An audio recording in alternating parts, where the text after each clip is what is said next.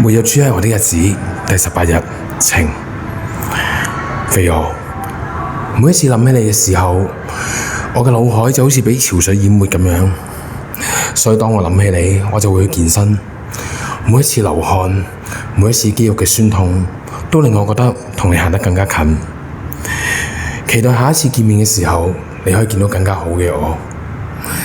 希望不久嘅將來，我哋可以重逢。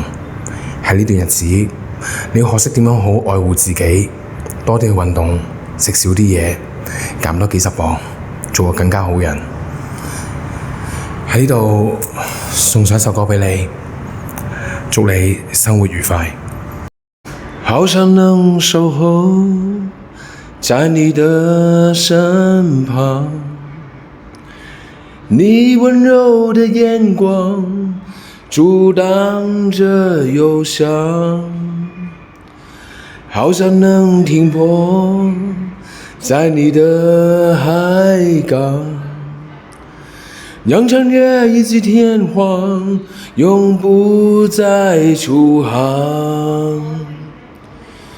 我在每一個漆黑夜晚獨自憂傷，害怕這思念再無法偽裝。